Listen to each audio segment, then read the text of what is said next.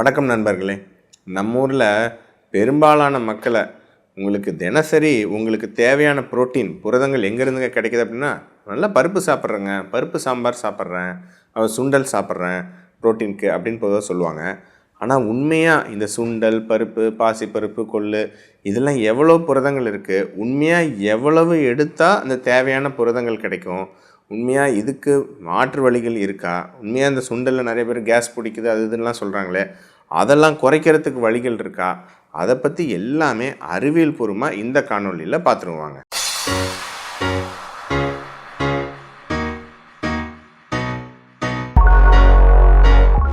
முதல்ல ஒரு விஷயம் தெரிஞ்சுக்கணுங்க. பெரும்பாலான இந்த பல்சஸ் அல்லது நம்ம லெக்யூம்ஸ் அப்படின்னு சொல்லுவோம், இந்த வகையான தாவரங்கள் ஒரு விதமான விதைகள். இந்த லெக்யூம் வகைகள் வந்து பார்த்திங்கன்னா தானியங்கள் அப்படின்லாம் சொல்கிறோம் இல்லைங்களா, அப்புறம் சிறுதானியங்கள் சொல்கிறோம். அதை விட ஒரு படி உங்களுக்கு புரதங்கள் அதிகமாகவும் அதை விட ஒரு படி மாவுச்சத்து கம்மியாகவும் இருக்கிற உணவுகள் தான். ஸோ உண்மையாக இதில் எவ்வளவு சத்துக்கள் இருக்குது அப்படின்னு தெரிஞ்சால் தான் உங்களுக்கு இதோட வித்தியாசம் தெரியும். ஸோ பயிர் வகைகள்னால் பொதுவாக நம்ம என்ன சொல்லுவோம், துவரம்பருப்பு நம்ம சாம்பாருக்கு போடுறது, பாசிப்பருப்பு, அப்புறம் கொள்ளுப்பருப்பு, அப்புறம் உளுந்து, சோயாபீன், அப்புறம் ராஜ்மா, அதெல்லாம் இப்போ நிறைய சாப்பிட்றாங்க. சுண்டல், அப்புறம் சின்ன கருப்பு சுண்டல், அப்புறம் வெள்ளை சுண்டல், இதெல்லாம் தான் பொதுவாக நம்ம சாப்பிட்றோம். இது இல்லாமல் காராமணி அது எல்லாமும் நிறைய பேர் சாப்பிடுவாங்க. இதில் எவ்வளோ சத்துக்கள் இருக்குது ஒரு 100 கிராமில் அப்படிங்கிறது தெரியணும்.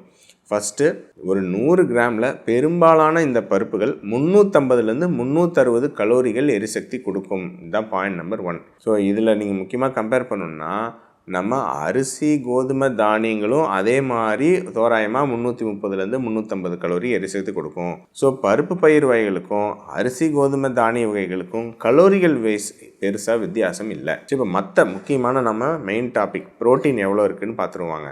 இருக்கிறதுலையே அதிகமாக சோயாபீன், அதில் வந்து பார்த்திங்கன்னா 100 கிராமில் 36 கிராம் புரதங்கள் இருக்குது. அதுக்கு அடுத்தது நார்மலாக சமையலுக்கு யூஸ் பண்ணுற பருப்புகளில் இருக்கிறதுலே அதிகமாக பாசிப்பருப்பு அல்லது பச்சைப்பயிறுன்னு சொல்லுவாங்க. அதில் வந்து உங்களுக்கு 24 கிராம் 100 கிராமில் இருக்குது. 100 கிராம்னா 100 கிராம் வேக வச்ச பருப்பில் இல்லைங்க, 100 கிராம் ரா பருப்பு, வேக வைக்காத. ஏன்னா வேக வைக்கும்போது தண்ணியெல்லாம் உறிஞ்சிக்கனால அதோட அளவுகள் மாறும். வேக வச்ச பருப்பில் 100 கிராமில் 8லேருந்து 9 கிராம் தான் இருக்கும். அதை நான் வச்சுக்கணும். ஸோ இது நான் சொல்கிறது எல்லாமே சமைக்காத ரா பருப்போட இடையில சொல்கிறேன். அதே மாதிரி மற்ற பருப்புகளில் பார்த்தீங்கன்னா கொள்ளு பருப்பு, அப்புறம் உளுந்து, இது எல்லாத்துலேயுமே ஒரு 22லேருந்து 23 கிராம் புரோட்டீன் இருக்குது. ராஜ்மாலையும் ஒரு 23 கிராம் அளவுக்கு புரதங்கள் இருக்குது. அதுக்கடுத்தது துவரம்பருப்பு, சுண்டலில் யூஸ்வலாக ஒரு 19லேருந்து 20 கிராம் அளவுக்கு நமக்கு புரோட்டீன் இருக்குது 100 கிராமில். ஸோ இது பார்த்தா ஓரளவுக்கு நல்லா இருக்கிற மாதிரி தானே இருக்குது. இப்போ சிக்கனே பார்த்திங்கன்னா 100 கிராமில் ஒரு 25லேருந்து 28 கிராம் புரதங்கள் இருக்கும். ஸோ அப்படி கம்பேர் பண்ணும்போது நல்ல புரதங்கள் இருக்கே, சூப்பர் தானே.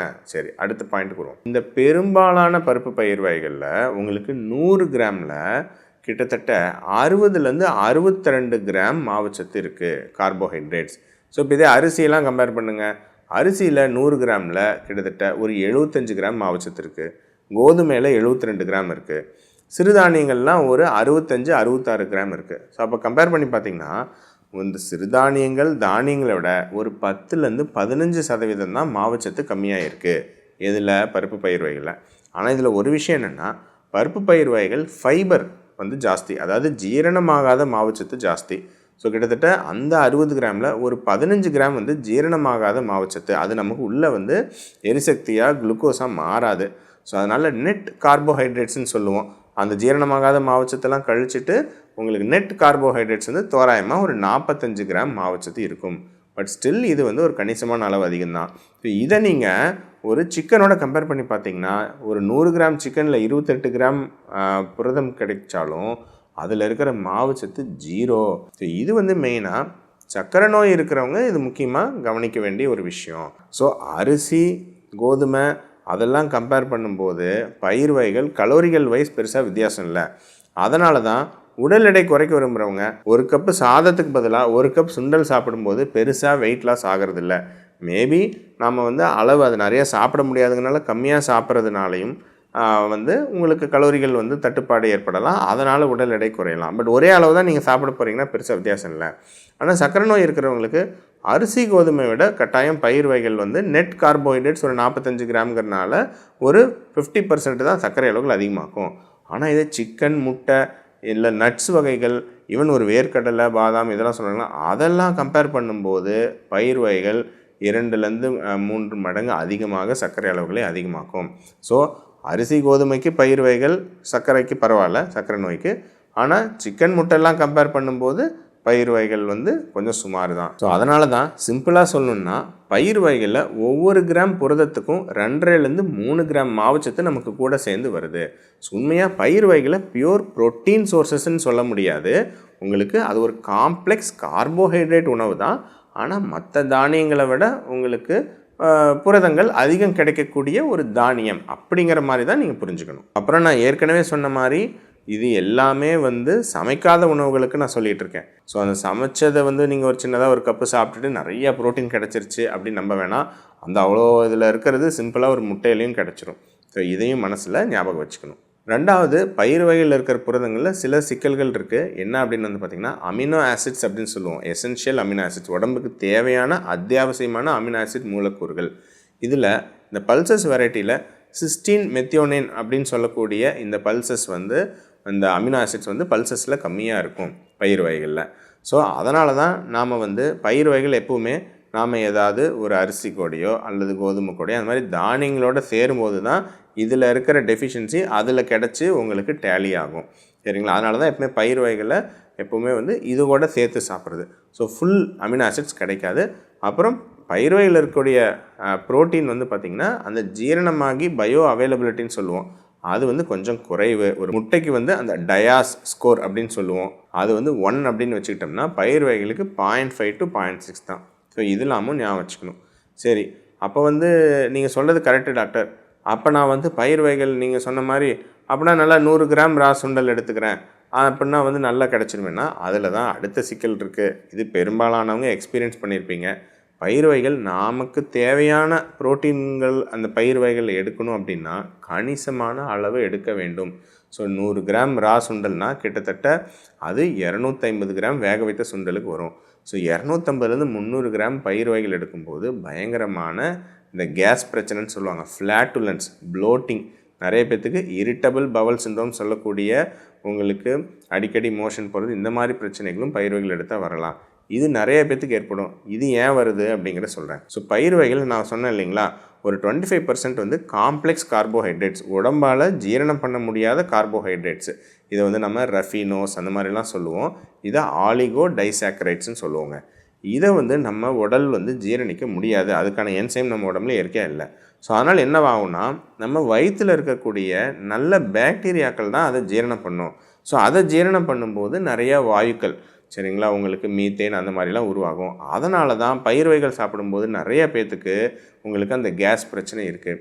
ஆனால் சிலருக்கு ஒத்துக்குதே டாக்டர் அப்படின்னா, சிலரோட உடம்பு என்ன பண்ணணும்னா ரெகுலராக பயிர் வகைகள் சாப்பிட்டுட்டே இருக்கும்போது இதை ஈஸியாக ப்ராசஸ் பண்ணுற மாதிரி அந்த நல்ல பாக்டீரியாக்களோட கவுண்ட்டை, பிஃபிடோ பாக்டீரியாம்னு சொல்லுவோம், இதை தானாக அதிகம் பண்ணிக்கும். அதனால் பெருசாக பிரச்சனை இல்லாமல் சிலர் ஜீரணம் ஆகும். ஸோ பயிர் வகைகளை இந்த கேஸ் பிரச்சனை, இந்த ப்ளோட்டிங் பிரச்சனை இல்லாமல் ஜீரணம் பண்ணுறது அவங்கவுங்களோட லக்கு தான். அவங்கவுங்களோட உடல்நிலை எப்படி இருக்குது, அதை எப்படி ப்ராசஸ் பண்ணுதுன்னு தெரிஞ்சுக்கிட்டு அதுக்கேற்ற மாதிரி நம்ம பயிர் வகைகள் எவ்வளோ சாப்பிட்றதுங்கிறது தீர்மானிக்கணும். ஸோ எல்லாருக்கும் ஒரே மாதிரி அது ப்ராசஸ் ஆகாது. ஸோ இதுதான் கொஞ்சம் நிறையா சாப்பிடலாம் அப்படின்னு நினச்சாலும் இயற்கையாக இருக்கக்கூடிய தடைகள். ஸோ யார் சாப்பிட முடியும், யார் சாப்பிட முடியாதுன்னு அவங்கவுங்க முயற்சி பண்ணி பார்த்தா தான் தெரியும். அப்போ என்ன டாக்டர் பயிர் வகைகளை பற்றி எல்லாம் கொஞ்சம் மைனஸ் பாயிண்ட்டாகவே சொல்லிகிட்டு இருக்கீங்களே, ப்ளஸ் பாயிண்ட் எதாவது சொல்லுங்கள். கட்டாயம் சொல்கிறேங்க. ஸோ ஸ்டில் இத்தனையும் தாண்டி பயிர் வகைகள் காம்ப்ளெக்ஸ் கார்போஹைட்ரேட் அண்ட் ஃபைபர் நிறையா இருக்குங்க. அதனால் பொதுவாகவே மற்ற தானியங்கள் அதெல்லாம் விட இது சர்க்கரை அளவுகளை மெதுவாக தான் ஏற்றும். ஸ்டில் ஒரு வெஜிடேரியன்ஸுக்கு அரிசி கோதுமையெல்லாம் விட பயிர் வகைகள் உங்களுக்கு சர்க்கரை நோய்க்கு ஒரு டீசெண்டான ஆப்ஷன் தான். சரிங்களா? அதை நம்ம மறுக்க முடியாது. இதில் நல்ல ஃபைபர் இருக்குது. இந்த ஃபைபர் உடம்புக்குள்ளே போகும்போது உங்களுக்கு ஒரு நல்ல சில பாசிட்டிவான விஷயங்களும் வரும். அந்த கேஸ் பிரச்சனை இல்லாத பட்சத்தில் நல்ல பாசிட்டிவான விஷயங்களும் நிறையா வரும். அப்புறம் நிறைய வகையான பயிர் வகையில் சில முக்கியமான நுண்சத்துக்கள் நிறையவே இருக்குங்க. உதாரணத்துக்கு நம்ம கொள்ளுப்பருப்பில் நிறைய உங்களுக்கு கால்சியம் சத்து இருக்குது. அப்புறம் பச்சை பயிரில் பார்த்திங்கன்னா ஃபோலிக் ஆசிட், முக்கியமான வைட்டமின் நிறையா இருக்குங்க. அப்புறம் நம்ம கருப்பு உளுந்தில் 100 கிராமில் ஒரு 6லேருந்து 7 மில்லிகிராம் இரும்பு சத்து இருக்குது. ஸோ அது ஒரு நல்ல சோர்ஸு. சுண்டலில் ரெசிஸ்டண்ட் ஸ்டார்ச் இருக்குது. ஸோ இருக்கிறதுலே சர்க்கரை நோய்க்கு கொஞ்சம் நல்ல ஆப்ஷன். அதனால தான் சுண்டல் நிறைய பேர் சாப்பிட்றாங்க. வேறு சில சத்துக்கள் மேங்கனீஸ் அந்த மாதிரியான அரிய தாது பொருட்களும் அதில் நல்லாவே இருக்குது. நம்ம துவரம்பருப்புலேயும் நிறையா B1, தயமின் மற்றும் ஃபோலிக் ஆசிட் நிறையா இருக்குது. ராஜ்மாலையும் உங்களுக்கு அரிய தாது பொருட்கள் மாலிப்டினம், அப்புறம் பொட்டாசியம் இதெல்லாம் நிறையா இருக்குது. ஸோ பயிர் வகைகளும் சில நல்ல விஷயங்கள் நிறையா இருக்குது. சரி, ஸோ அப்போ உண்மையாக இப்போ பயிர் வகைகள் உங்களுக்கு நீங்கள் நான் வெஜிடேரியனாக இருக்கீங்களா? ஸோ நீங்கள் உங்கள் ப்ரோட்டீன் சோர்ஸுக்கு பயிர் வகைகள் நம்பி இருக்க தேவையில்லை. ஏன்னா அதை விட சுப்பீரியர் ப்ரோட்டீன் சோர்ஸஸ் கட்டாயம் உங்களுக்கு முட்டை, அசைவம், சிக்கன், மீன், மட்டன் இது எல்லாமே. நீங்கள் சைவராக இருக்கீங்களா? உங்களுக்கு இன்னும் பெட்டர் ப்ரோட்டீன் சோர்ஸஸ் வேணும் அப்படின்னா உங்களுக்கு நீங்கள் பன்னீர், அப்புறம் காளான், சோயா, மீல் மேக்கரு, டோஃபு இந்த மாதிரி விஷயங்கள் இதை நீங்கள் சூஸ் பண்ணலாம். அது இல்லை கொஞ்சம் பயிர் வகைகளும் உணவில் சேர்த்துக்கணும்னு நினைக்கிறீங்களா? ஸோ இது எப்படி நான் சொன்ன நிறையா இந்த கேஸ் பிரச்சனை இதெல்லாம் நிறையா இருக்குது. அதை எப்படி குறைக்கிறது அதை பற்றியும் பார்த்துருவோம். பயிர் வகைகளை 12லேருந்து 24 மணி நேரம் நம்ம ஊற வச்சோம் அப்படின்னா, அதுவும் இனிஷியலாக ஒரு வெதுவெதுப்பான தண்ணியில் ஊற வச்சு அப்படியே நம்ம ரொம்ப நேரம் ஊற வச்சோம்னா இதில் இருக்கக்கூடிய அந்த ஜீரணமாகாத அந்த சில ஸ்டார்ச்சு அதில் சால்யூபிள் ஸ்டார்ச்சுன்னு ஒரு பர்சன்டேஜ் இருக்கும். அது 40லேருந்து 50% உங்களுக்கு குறையிறதா தெரிய வந்திருக்கு ஆராய்ச்சிகளில்.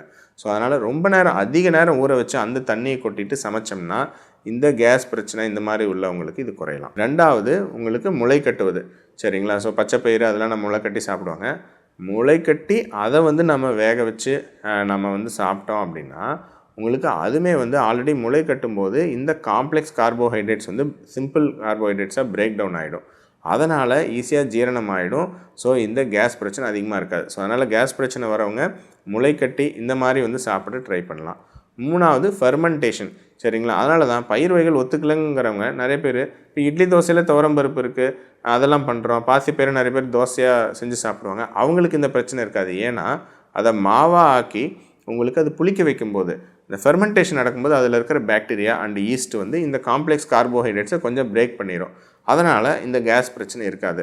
ஸோ அதனால் பச்சைப்பயிறு தோசை ஒரு மாவு மாதிரி அப்படி லைட்டாக புளிச்சு ஏதாவது ஒன்று பண்ணி பச்சைப்பயிறு தோசை அந்த மாதிரி நம்ம பண்ணுறோம் அப்படின்னாலும் கேஸ் பிரச்சனை இந்த வயிறு பிரச்சனை கட்டாயம் குறையுங்க. ஸோ எனவே பயிர் வகைகளை உடல் எடை குறைக்க நீங்கள் பயன்படுத்துவதாக இருந்தால் நீங்கள் மாவுச்சத்துக்கு மாற்றாக பயன்படுத்தலாம், தப்பு கிடையாது. ஆனால் நம்ம அளவும் கரெக்டாக பார்த்துக்கணும். நீங்கள் எப்பவும் போல எல்லாம் சாப்பிட்டு சாயங்காலம் ஒரு ஸ்நாக் மாதிரி சுண்டலை சாப்பிட்டிங்கன்னா பெருசாக உடல் எடை குறைக்க பயன் தராது. சர்க்கரை நோய்க்கு பயன்படுத்துவதாக இருந்தால் கட்டாயம் அரிசி கோதுமையை விட இது சர்க்கரையை கம்மியாக தான் அதிகம் பண்ணணும். பட் ரொம்ப தீவிர சர்க்கரை நோய் இருக்கிறவங்களுக்கு பயிர் வகைகளும் ஒரு நல்ல ஆப்ஷன் கிடையாது. அதை விட சூப்பரான நமக்கு ப்ரோட்டீன் அண்ட் ஃபேட் சோர்ஸஸ்ஸு உங்களுக்கு நட்ஸு, எக்கு, நான்வெஜ்ஜு இந்த மாதிரியான விஷயங்கள், பன்னீர் இதெல்லாம் போய்க்கிறது பெட்டராக இருக்கும்.